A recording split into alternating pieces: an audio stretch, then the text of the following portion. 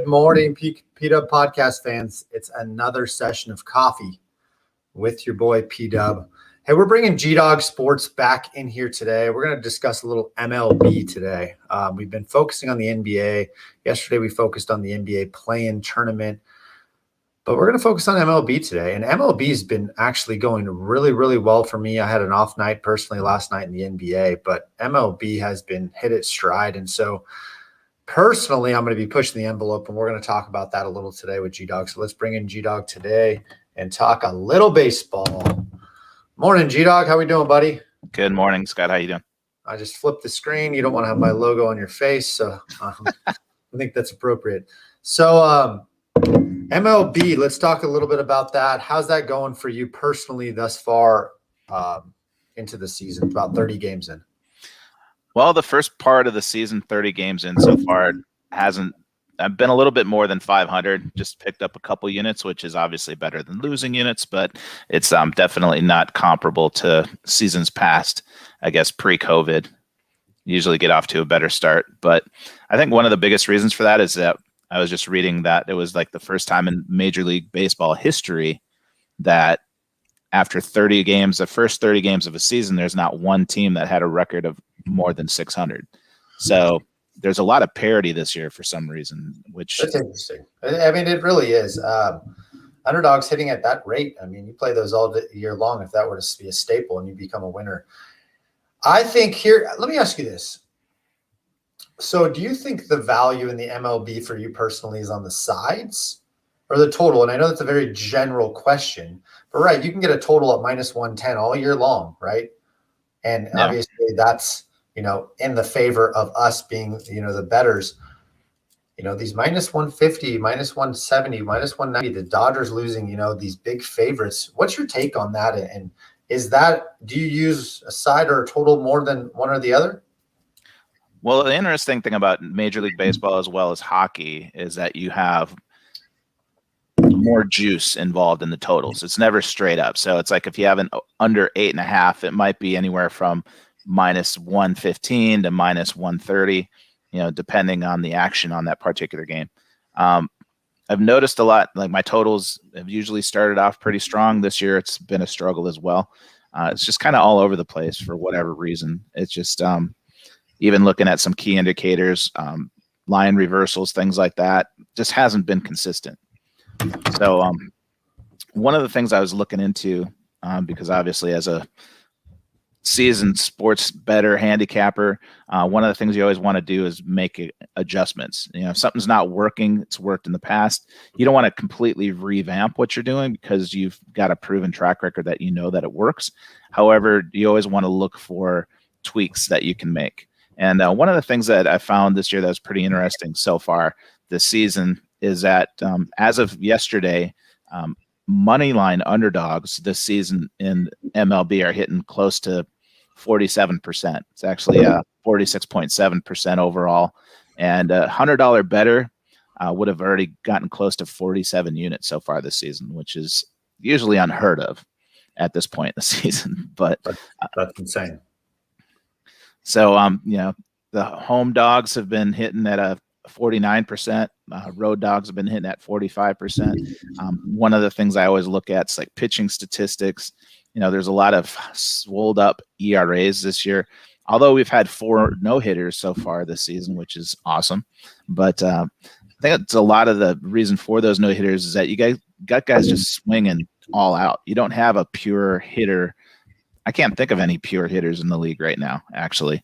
LeMahieu is always, obviously he's done well, and some other guys, Blackman and stuff, but they're off this year too. So you don't have the Tony Gwynns any longer, the Kirby Puckett's, the Don Mattingly's, the guys that hit for average. It's like it seems like everybody wants to go for broke, and the strikeout rate's off the chart. So I have a question for you, another question. Series betting. Not the actual series lines, but the progressive series system. I do think there's value in it. A lot of people don't think there's value in it. A lot of people think it's a scam tactic from, handicappers and whatnot to produce these unrealistic records. What's your take on the actual progressive series betting? And before I let you answer, people out there that don't know what I'm talking about, right? Let's say you take the Dodgers in game 1 minus 200, right? They lose. You're automatically taking the Dodgers in game 2. They lose there. They take the Dodgers in game 3. What you're doing is you're betting to win one game in the series to produce an overall profit in the series by winning one single game. So what's your take on that, Gdog? I personally haven't done progression betting. I know a lot of guys that do. Series betting is very profitable for a lot of the progression guys. You get 3-game series, 4-game series all the time. As an example, early in the season, obviously you have the Dodgers and the Padres matchup, and the Dodgers hadn't not been favored in like a season and a half, I think it is, or something like that. It's like an insane amount of games where they've always been favored. So that being said, when you got guys like Kershaw and Bueller and Trevor Bauer and stuff, I mean, you're getting these huge lines. You're better off actually doing your progressions on the underdog in that case. Of course. So, looking at pitcher matchups and stuff, and with the parity that is going on this season so far, it could be a profitable strategy. I know years past, there's several guys that I talk to all the time that they do that series betting progression. So you have the ABC bets, and basically just exactly what you said, could take the home team, to win at least one of the 3 games and be pretty profitable. There's also guys that do the inning bets. I know a lot of guys that do that as well, but I just always have been a straight better. I mean, I may tweak a little bit this season so far. I mean, I may look at some other options to do so, but there's definitely 10 different ways to skin a cat, at least in baseball, more obviously. 100%. Okay, let's dive into a couple games today. Anything specifically that you want to take a look at today in the MLB? Talk a little bit about that. Well, getting back to the statistics, I was telling you about the money line underdogs in Major League Baseball. For whatever reason, Tuesday happens to be the most profitable day of the week, and we happen to be on Tuesday right now. So I'm going to take a look at the schedule real quick, what we got matched up. Giants versus Rangers is an early game today. That's a very strong division. The Giants, have been standing out in that NL West. It's supposed to be the Padres or the Dodgers, and so far it's the Giants. Go figure. The Giants have produced a real strong home record. I actually took the Giants yesterday. It was my only MLB play. They won 3-1 over the Rangers in the opening game of that set. Interesting, the Giants are they got a minus 145 favorite today. I'm saying 153 right now on Heritage, but 61% of the tickets, 74% of the money. Looks like the public and a little bit of sharp money is on the Giants early on, but that will probably change. But I see that line increasing, honestly. The total went from 8 to 8.5 as well. But let me see if there's any movements on there. Obviously taking straight money line dogs, you can't just blindly bet them. Obviously, you got to take a few things into consideration. So one of the things you want to look at also is the bullpens. So with the Cubs and the Indians, for instance, that matchup, I mean, you have Shane Bieber going. He's got a sub-3 ERA today. They're at home against the Cubs. Cubs are right around 500 record. Indians are slightly above. But if you go and look at a closer dive on their statistics, let me pull that up real quick.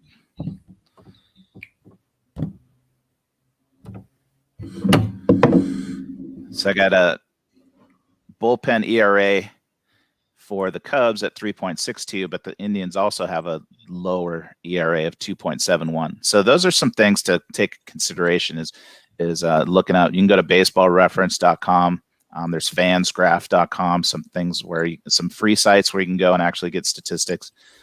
But some of those things are the things to take into consideration. So if you have an underdog that might have a pitcher they're up against, Max Stroman, John Means, for instance, you look at the Orioles versus the Mets. John Means, last time out, had this no-hitter. Stroman's been strong. You got the Mets at home at minus 145 favorite. But you got the Orioles with the guy coming off of the no-hitter. So let me pull that one up real quick.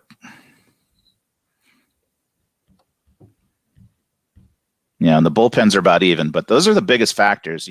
John Means actually has lasted longer into games. He pitches an average about almost 7 innings, whereas Strawman's only gone about 5. So those are the biggest things that throw in the variables when you're talking about pitching matchups. You always want to also take a look at the bullpens, because once it gets to the bullpens, in a lot of cases, it's anybody's game. That's for sure. Hey, why don't you give the public give them a free winner today? I know those free winners have been cashing for you a little bit. Mine have been cashing as well. I hit the Warriors last night, 11-5 in my last 16. So give them a free play today on the live show, and let these guys cash a ticket. Let me see how I like the best today. And as you guys know, you guys can always join both. I have a free picks telegram. I believe Gdogs does as well. There's about 1,500 people in my free picks telegram. And I look at that as a partnership. Anybody that is part of my telegram would know that, right? So I work hard to produce winners. 11-5 clip over the last 16. It's about 70%. And so I ask you guys to retweet on Twitter or comment on Instagram, because it's a partnership in my eyes. And so that's kind of how I run my business. So anybody that's part of my free picks telegram, please support and retweet or comment on Instagram or one of the social media platforms. But what do we got, Gdogs? Well, I'm 20-14 over our last 34 free plays, which is about a 59% clip, which is pretty decent. Oh yeah. I would say that the let me see what the line is on this game real quick. Put me on the spot.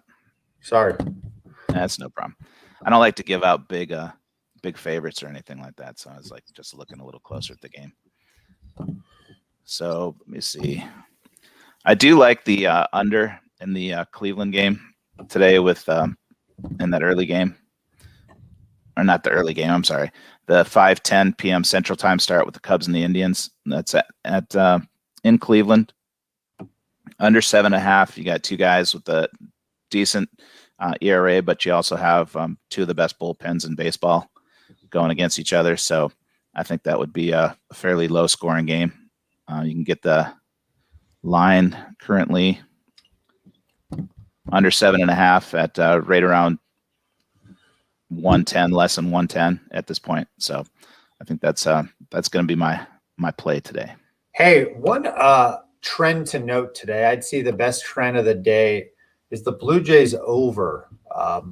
10-2 to the over in the last 12, including 5-0 since May 5th on the road to the over. Let me look real quick at that line. I want to see that line real quick. Blue Jays. Where are you, Toronto? Opened at 8.5. It is now 9. Ray versus Fried in Atlanta. And there's not too many bets on that game just yet. That's a 4:20 start. But just a trend to note, trend of the day for the MLB that I'm looking at, just, first glance, over in that Toronto spot would be good. It's hitting at a high rate. So that's not a free play for me or a premium play. It's just an initial thought and a trend. Just chit-chat. Just chit-chat. Anything else you want to mention in the MLB today? Anything else you spot you're taking a look at? Obviously, I look at the entire slate. It's still early in the day for me here, so I haven't really dug deep into it. Same thing with NBA. Usually I look at NBA is a little later in the day, obviously, because this time of year especially. You have guys sitting. Last night, the Wizards had Bradley Beal sitting out. They still gave Atlanta a hell of a run, lost by a point. But that was a good spot for them. It's kind of hard to run numbers and stuff when you have key guys sitting out. We've touched on that before, obviously. So for sure.